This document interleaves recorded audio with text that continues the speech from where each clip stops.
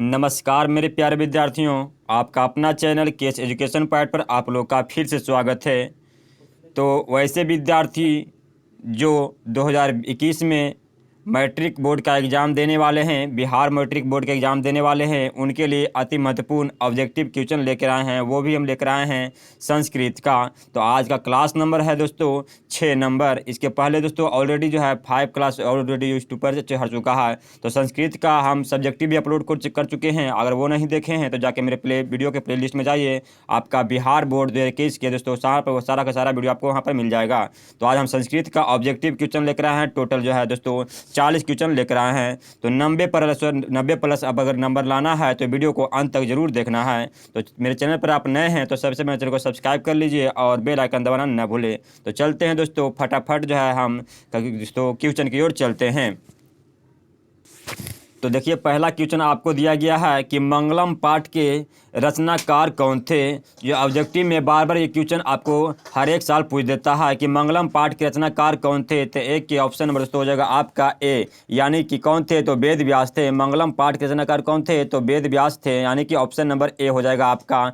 चलेंगे उसी तरह हम दूसरा नंबर देखेंगे कि गुजरात प्रदेश स्थित टाका ग्राम किसका जन्म हुआ था। तो बहुत ऐसे क्वेश्चन है कि गुजरात में स्थित एक जो टाका ग्राम है उस जगह पर किनका जन्म हुआ था। यहाँ पर 4 ऑप्शन दिया गया है, स्वामी विवेकानंद, स्वामी बिरजानंद, स्वामी दयानंद और इनमें से कोई नहीं। तो 2 की ऑप्शन नंबर हो जाएगा आपका सी, यानी कि जो है स्वामी दयानंद का गुजरात प्रदेश के टाका ग्राम में जन्म हुआ था। तो चलेंगे आगे देखेंगे तीसरा नंबर में कि दोस्तों बिना बुलाए कौन आया था। तो यहाँ पर दोस्तों एक जो है दोस्तों ऑप्शन दिया गया है कि बिना बुलाए कौन आया था। तो 3 के ऑप्शन नंबर हो जाएगा आपका सी, क्या जगह, तो यानी जो है मूर्ख व्यक्ति थे वो जो है बिना बुलाए आए थे। चलो देखेंगे, अगर आप किताब पढ़े होंगे संस्कृत के तो हमें उम्मीद होगा कि आपको क्वेश्चन समझ में आ रहा होगा। हम आपको ऑब्जेक्टिव क्वेश्चन करवा रहे हैं जो अक्सर एग्जाम में आपको पूछा जाता है। तो वीडियो को अंत तक जरूर देखिए। अगर आपको अच्छा नंबर अच्छा स्कोर करना है तो वीडियो को अंत तक जरूर देखना है और वीडियो को शेयर करना ना भूलना है। आपके आसपास जितने भी भाई एवं बहन हो 10th क्लास 2021 के एग्जाम देने वाले हैं उनके लिए अति महत्वपूर्ण वीडियो हम लेकर आए हैं। 4 नंबर दिया गया क्वेश्चन कि मरहम भिक्षा याचे यह किसकी युक्ति है। तो किसकी युक्ति है, तो 4 के ऑप्शन नंबर हो जाएगा आपका दोस्तों सी, यानी कि शक्र का किसका है, तो शक्र का यानी दोस्तों युक्ति माना जाता है। चलो देखेंगे हम 5 नंबर में कि विजय भटारिका किसकी पत्नी थी। तो बहुत ऐसे क्वेश्चन है कि विजय भटारिका जो थी वो किसकी पत्नी थी।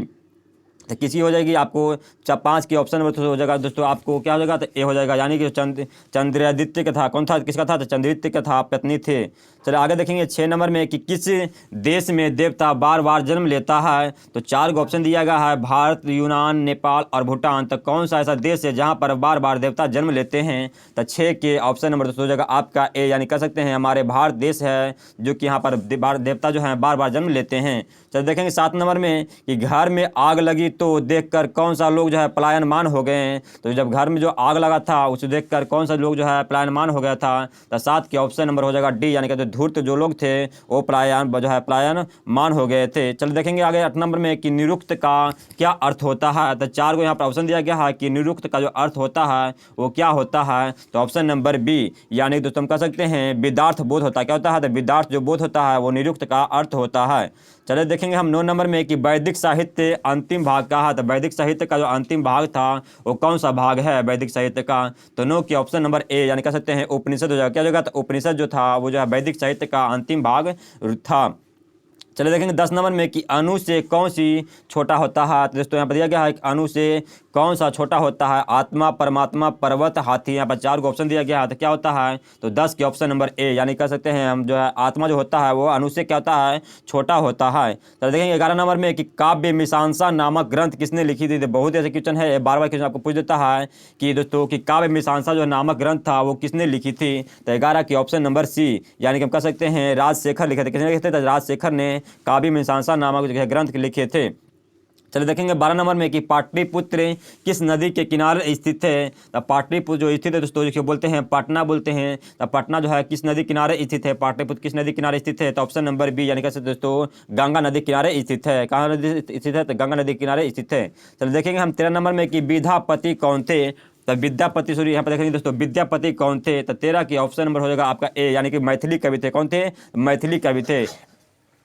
विद्यापति जो थे दोस्तों वो क्या थे, कवि थे। वो थे किसका कवि थे, तो मैथिली कवि थे। चलिए देखेंगे 14 नंबर में कि पाटलिपुत्र महोत्सव किस ऋतु में मनाया जाता है। तो बहुत ऐसा क्वेश्चन है कि पाटलिपुत्र महोत्सव जो मनाया जाता है वो किस ऋतु में मनाया जाता है। यहाँ पर ऑप्शन दिया गया है वर्षा ऋतु, शरद ऋतु, ग्रीष्म ऋतु और हेमंत ऋतु। तो क्या ऋतु क्या हो जाएगा, 14 की ऑप्शन नंबर हो जाएगा दोस्तों आपका बी, यानी कि शरद ऋतु में आपका पाटलिपुत्र महोत्सव मनाया जाता है। चलो देखें 15 नंबर में कि नीतिकारों द्वारा शत्रु किसे माना जाता था। तो नीतिकारों द्वारा शत्रु जो माना जाता है वो किसे माना जाता है। आलस हो गया आपको ऑप्शन में, क्रोध हो गया, क्षमा हो गया, बल हो गया। तो किसे माना जाता है, तो 15 की ऑप्शन नंबर हो जाएगा दोस्तों आपका ए, यानी कह सकते हैं कि आपको आलस जो है वो जो क्या है, तो शत्रु किसे माना जाता है।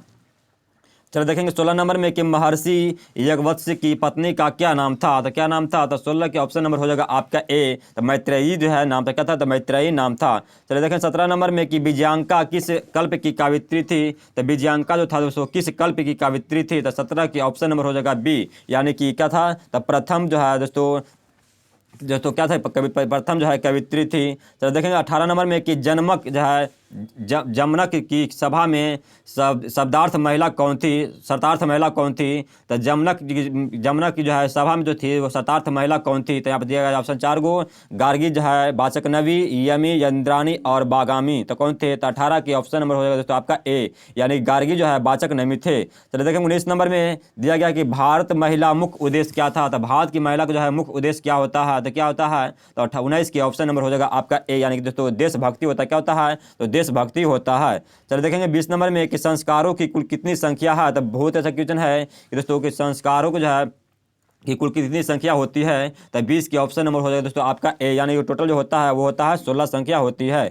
तो देखें 21 नंबर में कि गोदान किस संस्कार का मुख्य कर्म है। तो गोदान जो है दोस्तों जो किस संस्कार का जो है मुख्य कर्म माना जाता है। तो 21 की ऑप्शन नंबर डी, यानी कि दोस्तों अंत्येष्टि को माना जाता है। किसे मानता है, तो अंत्येष्टि को जो है गोदान का संस्कार का कर्म माना जाता है। चलिए देखेंगे 22 नंबर में कि परम तृप्ति किसे मिलती है। तो परम तृप्ति जो मिलती है वो किसे मिलती है। ऑप्शन में दिया गया है आपको दोस्तों, ए में विद्या, बी में क्षमा और सी में अहिंसा और डी में धर्म। तो किसे दिया गया है, तो 22 के ऑप्शन नंबर ए, यानी कह सकते हैं विद्या को मिलता है। कैसे मिलता है, तो विद्या को परम तृप्ति मिलता है। तो देखिए देखें 23 नंबर में कि नरक के कितने द्वार होते हैं। तो बहुत अच्छा क्वेश्चन है ये, आपको अक्सर जब पिछले एग्जाम में भी पूछा था कि नरक के जो है कितने द्वार होते हैं। तो 23 के ऑप्शन नंबर हो जाएगा दोस्तों आपका ए, यानी कि नरक जो दोस्तों होते हैं 3 द्वार होते हैं। कितना होते हैं, तो 3 द्वार होते हैं। चलो देखेंगे हम 24 नंबर में कि कर्मवीर कथा नायक कौन था दोस्तों। तो कर्मवीर कथा जो है नायक कौन था, कर्मवीर कथा जो है नायक माना जाता था वो किसे माना जाता था। तो 24 की ऑप्शन नंबर ए हो जाएगा, यानी कि जो है राम प्रवेश राम को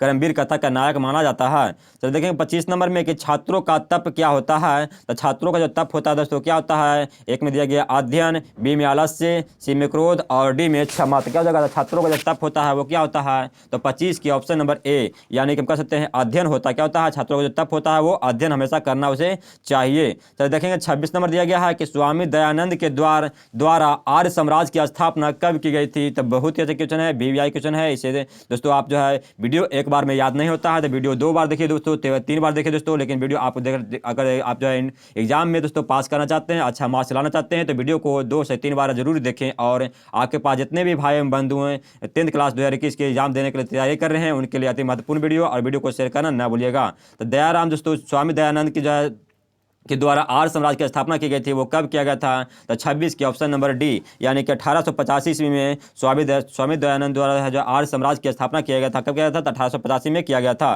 तो 27 नंबर में कि बिरजानंद के गुरु कौन थे। तो यहाँ पर 4 को ऑप्शन दिया गया है, स्वामी दयानंद, स्वामी विवेकानंद और महावीर दोस्तों दिया गया है। तो 27 के ऑप्शन नंबर क्या जगह, तो स्वामी दयानंद जो थे वो जो है बिरजानंद के गुरु थे। चलो देखेंगे आगे 28 नंबर में कि स्वामी दयानंद का परिवार किसका उपासक था। तो स्वामी दयानंद के जो परिवार थे वो जो है किसका उपासक थे। तो ऑप्शन नंबर ए में दिया गया शिव का, बी में विष्णु, सी में ब्रह्मा और डी में नारद था। तो स्वामी दयानंद का परिवार था जो किसका उपासक थे। तो 28 की ऑप्शन नंबर हो जाएगा आपका ए, यानी कि जो है शिव का उपासक थे। किसका थे, तो शिव का उपासक थे। चलिए देखिए 29 नंबर में कि राष्ट्रों के जो का कारण क्या होता है। तो राष्ट्रों का जो कारण होता है वो क्या होता है, तो हो जाएगा दोस्तों दूसरों को राष्ट्र का उत्कर्ष करना, परोपकार करना, भाषा, जाति। यहाँ पर 4 ऑप्शन दिया गया है। तो राष्ट्रों का कारण क्या होता है, तो 29 के ऑप्शन ऑप्शन नंबर हो जाएगा आपका ए, यानी कि दोस्तों दूसरों राष्ट्र का जो है उत्कर्ष करना, उसी को कहते हैं राष्ट्रों का कारक कर तो कहते हैं।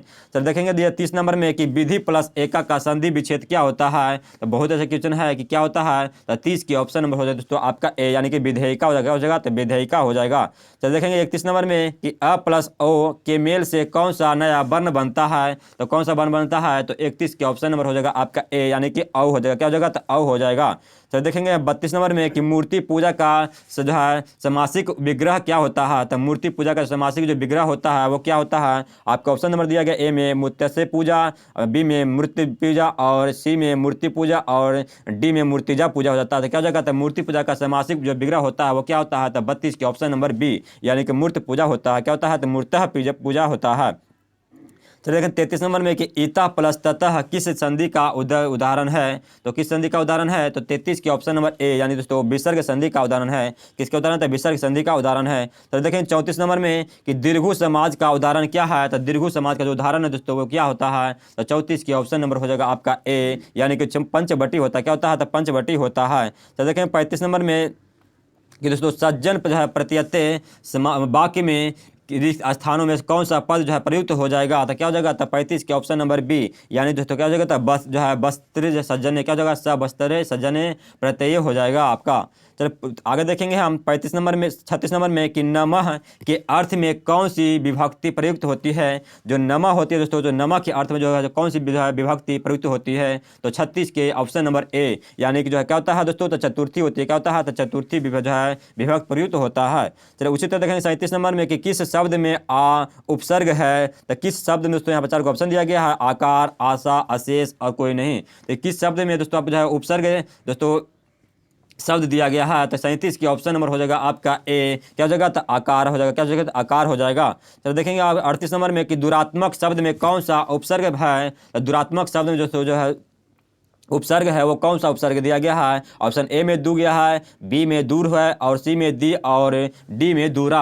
तो दुरात्मक शब्द में कौन सा उपसर्ग है, तो 38 के ऑप्शन नंबर बी, यानी कि हम कह सकते हैं दूर हो जाएगा। तो दुरात्मक का शब्द जो होता है वो होता है दूर होता है। चल देखेंगे 39 नंबर में कि दोस्तों अथा धातु का स लकार क्या होता है। तो अथा धातु का जो लकार होता है वो कौन सा लकार होता है, तो 39 के ऑप्शन नंबर ए, यानी कि दोस्तों लट लकार होता है। क्या होता है, तो लट लकार होता है। तो आज का लास्ट क्वेश्चन 40 नंबर हम लेकर आए हैं कि पर जो है पश्यामी किस लकार का रूप है। तो दोस्तों हो जाएगा पश्यामी जो है किस लकार का रूप होता है। तो यहाँ पर 4 को ऑप्शन दिया गया है दोस्तों, लट, लोट, लीट और लंग। तो यहाँ पर 4 को ऑप्शन दिया गया। तो क्या हो जाएगा, तो 40 के ऑप्शन नंबर हो जाएगा दोस्तों आपका ए, यानी जो है लट हो जाएगा। क्या जगह, तो पश्यामी जो हो जाएगा वो किस प्रकार का रूप है, तो वह आपको लट पर जो है लकार का रूप माना जाता है। तो हमें उम्मीद होगा ये वीडियो आपको पसंद आया होगा। तो वीडियो को दोस्तों अंत तक देखने के लिए दोस्तों आपको धन्यवाद देना चाहता हूँ। और वीडियो को आप लोग दोस्तों शेयर नहीं किए हैं तो मात्र मेरे लिए 2 सेकंड टाइम निकालिए और वीडियो को शेयर करना ना भूलिए, क्योंकि दोस्तों आप शेयर करते हैं वीडियो, इसलिए हमें जो है मोटिवेशन मिलता है। और वीडियो आपको दोस्तों